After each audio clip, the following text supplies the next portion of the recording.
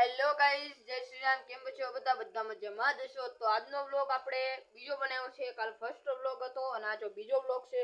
તો આજે હું આ ઘરની ખાટે બેઠો છું અને કાલે ખાટ નથી બતાવી કારણ કે પડદો આડ્યો હતો અને જરા છાંટા આવતા હતા વાછડા એટલે હું શરીરમાંથી આવેલું હતું એટલે પડદો હતો તો એ તમને ખાટને દેખાડે. હું અત્યારે હું ખાટમાં તો બેઠો છું અને અત્યારે હું તમને મારું ખેતર બતાવીશ અંદરથી, જે તમને મેં કાલે નતો બતાવ્યો.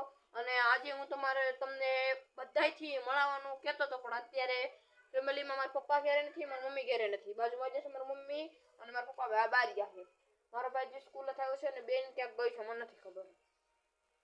તો હવે તમને હું અત્યારે પેલા ખેતર બતાવીશ. ખેતર બતાવીને મારા દાદાનું જે તમે રૂમ અંદર થઈને જોયો તે રૂમ બતાવીશ. પછી હું તમને મારી આજે એક ગા છે મારી એનથી મળાવીશ, વાછડીથી મળાવીશ અને પછી મારા દાદાનું રસોડું બતાવીશ. અને પછી મારા દાદાનો જે વાડો છે ત્યાં આપણે જોવા જઈશું કે આ શેનું ઝાડ છે એ તમને બતાવીશ. અને પછી આપણે ત્રીજા વ્લોગમાં પછી હું તમને નવીન દેખાડી વસ્તુ. પણ આજના વિડીયોમાં એટલે જ. તો હાલો હું તમને પેલા ખેતર બતાવું અને મારા ભાઈ તો આવી જશે, મારા ભાઈ સાથે તમને મળાવી લઉં. તો ચાલો સ્ટાર્ટ કરીએ. જાપાની અંદર આવી જશે અને હવે હું તમને ખેતર બતાવું. જોઈ શકો છો આ ખેતર છે આખું. હા જોઈ લો, આવડું અહીંયાથી આ બધું એટલે ટોટલિંગ જો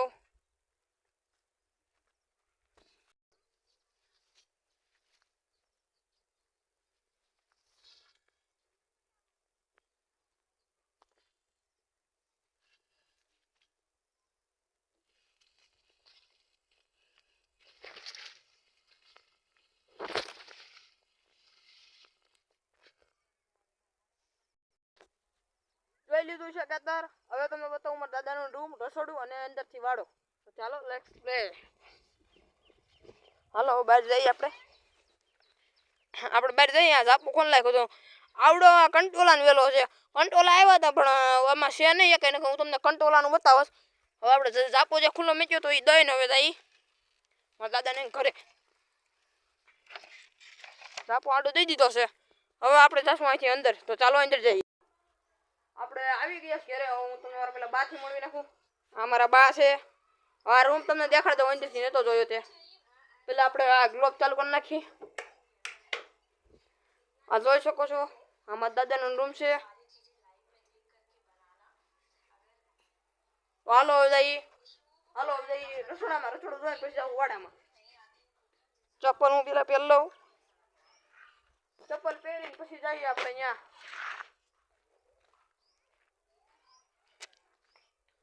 જોઈ શકો છો અહીંયા પેલા રસોડું હતું, તૈયાર નતું બન્યું આવડું આ રસોડું. અહીંયા હતું. હા આમ તો ઓફિસ છે પણ આ રસોડું કરી નાખ્યું છે. જો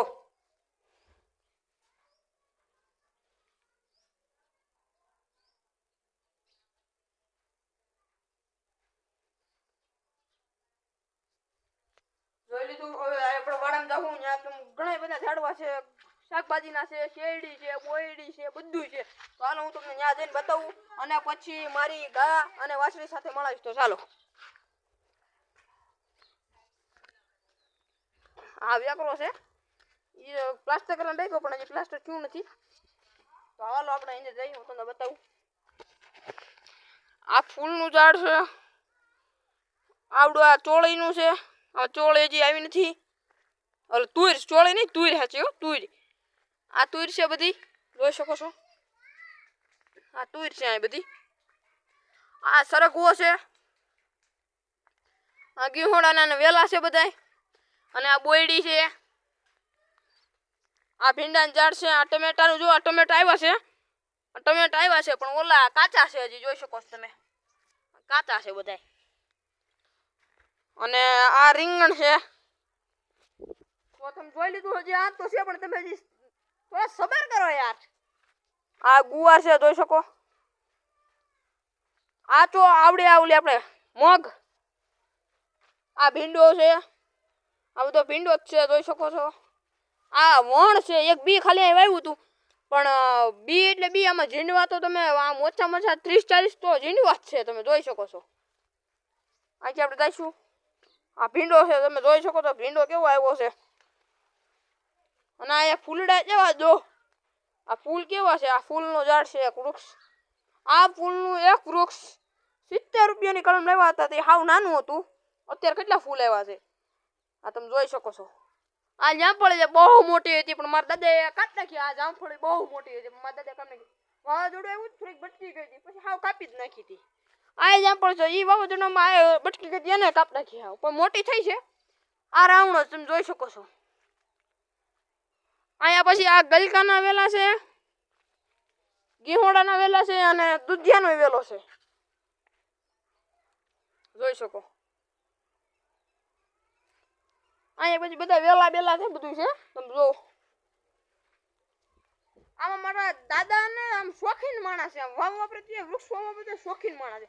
અને ખાસ શેરડી તમે જો.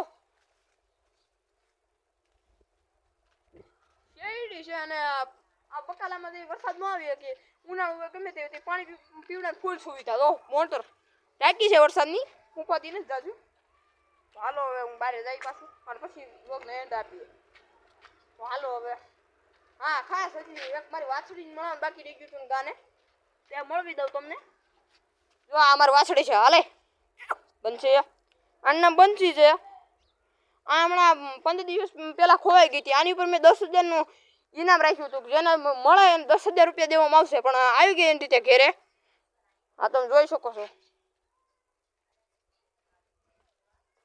જો આ વાછડો છે એને તો તમે જોયો હશે ફર્સ્ટ વ્લોગમાં જ. નીણ કેટલી બધી પડી પણ ખાતો જ નથી. અને કે ફૂલ ખાધું પછી ક્યાંથી ખાય. હવે અમારી ગોપી ગાયથી તમને મળાવું. ગોપે એ ગોપે એ બેટો